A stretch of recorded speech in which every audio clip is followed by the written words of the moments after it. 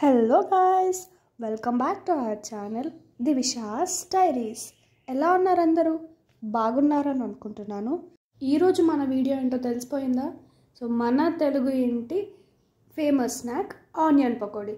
ఎవరు వచ్చినా కూడా ఫటాఫట్ ఈజీగా తయారు చేసుకునే రెసిపీ అనమాట. So come let's dive into the video.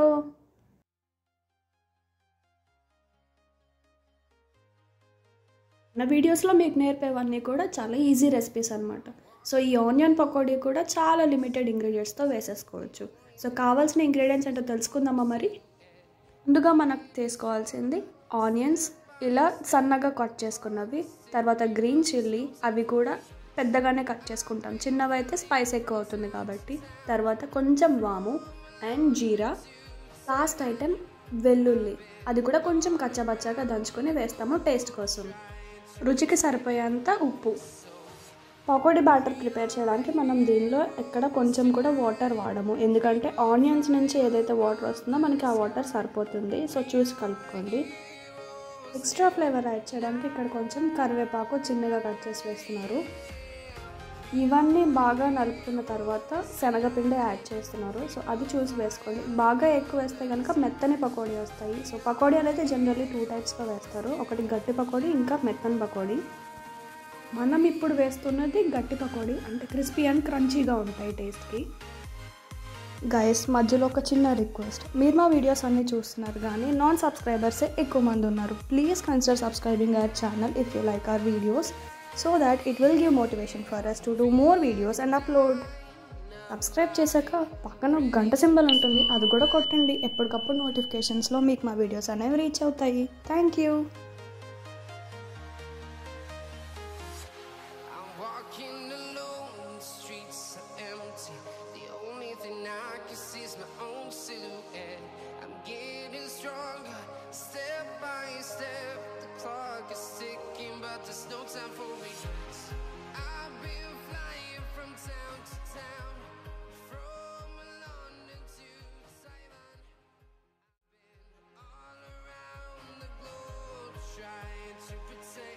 ఇప్పుడు మనం క్రంచీనెస్ యాడ్ అవ్వడం కోసం రైస్ ఫ్లోర్ వేస్తున్నాము. ఒక 2-3 స్పూన్స్ సరిపోతుంది.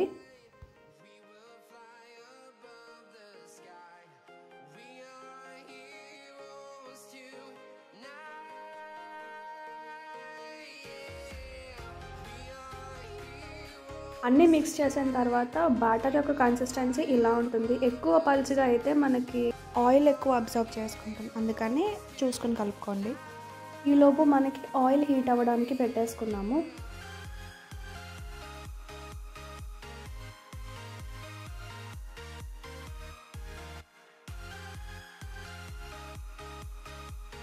ఇక్కడ చూపించినట్టు హై ఫ్లేమ్లో ఉన్నప్పుడే పకోడీ వేస్తాం, ఎందుకంటే లో ఫ్లేమ్లో ఉంటే కనుక ఎక్కువ ఆయిల్ అనేది అబ్జర్వ్ చేసుకుంటుంది అన్నమాట. ఈ సౌండ్ అనేది రావాలి మనకి వేస్తున్నప్పుడు.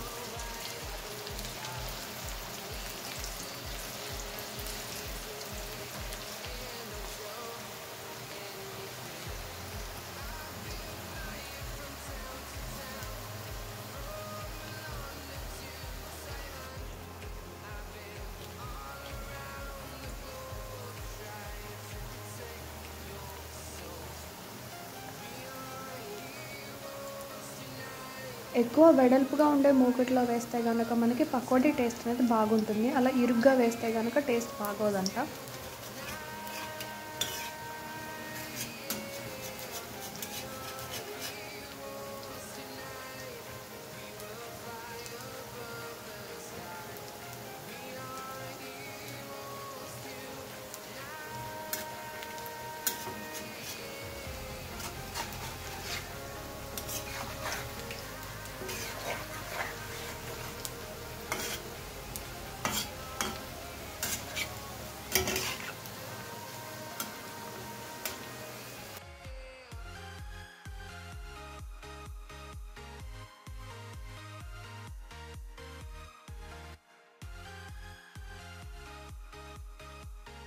గోల్డెన్ బ్రౌన్ కలర్ వచ్చేదాకా మనం పకోడీల్ని ఇటు అటు తిప్పుతూ ఫ్రై చేసుకుంటాము. అంతే, మనకు కావాల్సిన గట్టి పకోడీ అనేది రెడీ.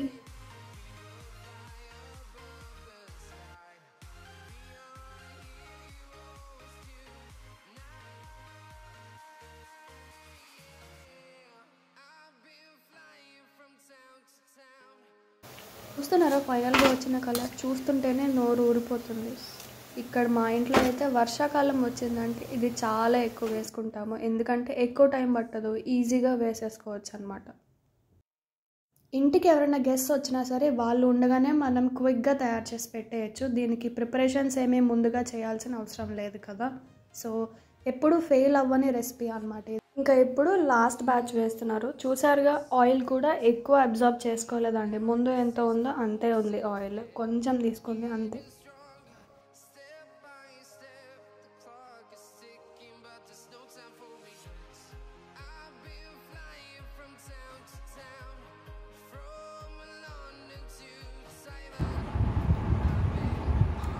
విన్నారా క్రంచినెస్ సౌండ్? దాంతోనే తెలిసిపోతుంది ఎంత పర్ఫెక్ట్గా వచ్చిందో. ఈ వీడియో నచ్చినట్లయితే సబ్స్క్రైబ్ చేయండి. So thank you all for watching the video. Bye. See you all in our next video.